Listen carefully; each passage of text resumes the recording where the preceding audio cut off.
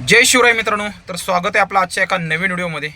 तर मित्रांनो, आपल्याला माहीतच आहे की खूप दिवसापासून महाराष्ट्रामध्ये आता एक चर्चा चालू आहे की रिक्षा आणि टॅक्सी चालकांसाठी मराठी कंपल्सरी करण्यात आले म्हणून. मित्रांनो, ही जी सक्ती होती ती 1 मे पासून आपल्याला अंमलात आणणार असे मंत्री प्रताप सरनाईक यांनी सांगितलं होतं. परंतु जे अमराठी संघटना आहेत, काही रिक्षा ड्रायव्हर आहेत किंवा तर अशा संघटनांनी सरकारला एक निवेदन दिलं होतं की ही जी तुम्ही घोषणा केलेली आहे ती मागे घ्या आणि याच्यावरती तुम्ही 28 एप्रिल पर्यंत विचार करा.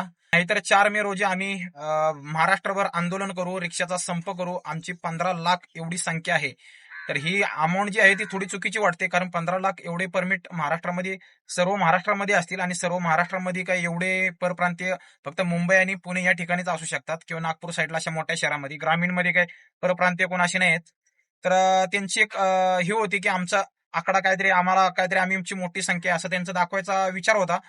पण तसं काही झालेलं नाही. तर असा त्यांचा काही दाखवायचा विचार होता. तर याच्यावरती काल 27 एप्रिल रोजी मंत्री प्रताप सरनाईक आणि काही मंत्रिमंडळाचे लोकांमध्ये चर्चा झाली किंवा काही संघटनाची लोक होती.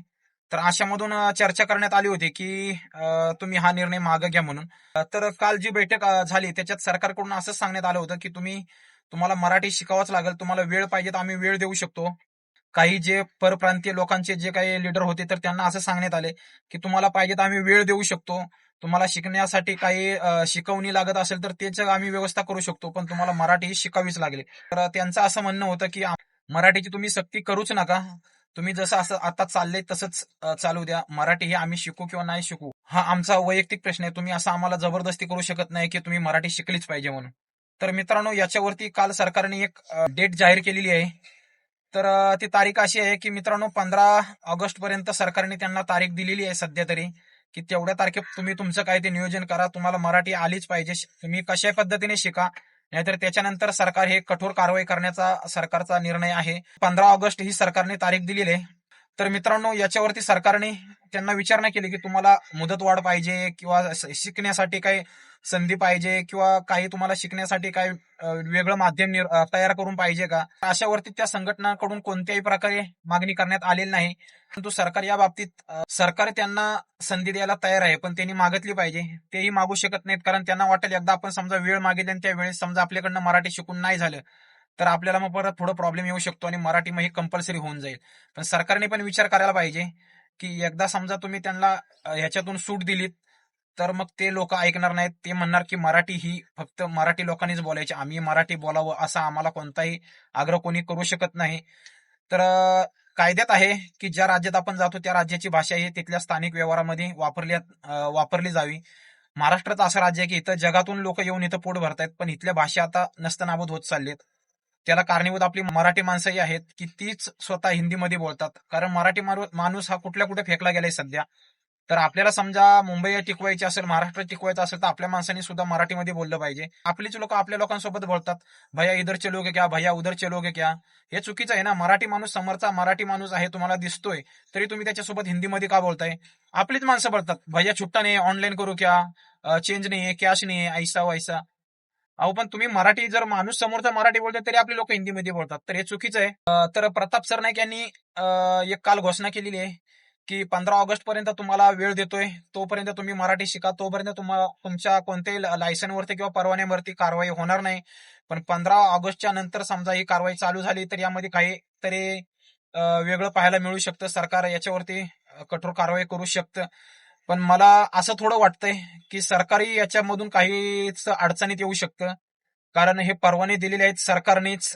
आणि समजा मोठ्या प्रमाणात समजा असे काही परवाने रद्द करतील असं मला वाटत नाही, कारण मोठ्या प्रमाणात समजा असे परवाने रद्द केले तर त्याच्यातून सरकारचाही कुठेतरी हलगर्जीपणा दिसून येऊ शकतो.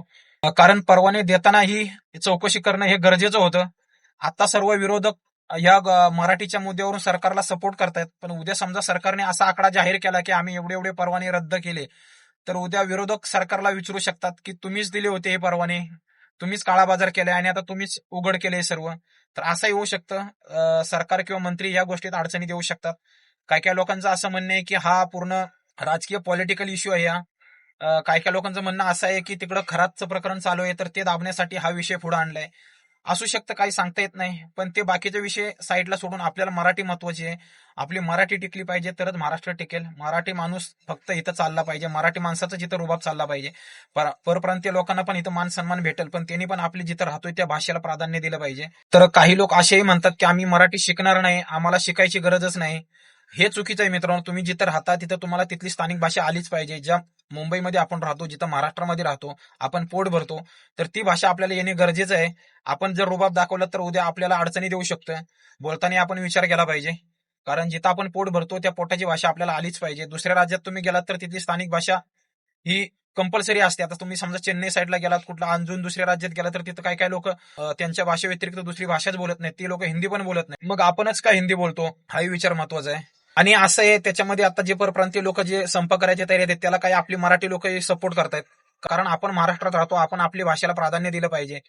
तर असं आहे मित्रांनो, आपलीच माणसं जर अशी पलटी मारत असतील तर आपला राज्य किंवा आपली संस्कृती टिकणार नाही. आपण आपल्या काही सोयीच्या राजकारणासाठी किंवा कशासाठी आपण दुसऱ्याला सपोर्ट करतो आणि आपण आपल्या पायावरती कुऱ्हाड मारून घेतो. तर असं नाही झालं पाहिजे. मराठी आपली संस्कृती आहे, तर ती टिकली पाहिजे. तर 15 ऑगस्ट पर्यंत सरकारने वेळ दिलेला आहे. ज्यांना कोणाला मराठी शिकायचं असेल तर ते शिकू शकतात. सरकारने असंही सांगितलेलं आहे की तुम्हाला शिकवणी पाहिजे असेल काही, तर त्याच्यासाठी आम्ही काहीतरी प्रयत्न करू. तुम्ही आम्हाला सांगा की आम्हाला एवढा वेळ द्या, तेवढा वेळ द्या, तेवढा वेळ आम्ही देऊ शकतो. परंतु मराठीपासून आपण माघार घेणार नाही. तर चला आपल्यापासूनच मराठी शिकायला आपण सुरुवात करूया. आपण मराठी बोललो तर समोरचा माणूसही मराठी बोलेल. तर चला मित्रांनो, कसा वाटला व्हिडिओ कमेंट करून सांगा आणि चॅनलवरती जर नवीन असेल तर नक्की चॅनलला सबस्क्राईब करा. धन्यवाद. जय महाराष्ट्र.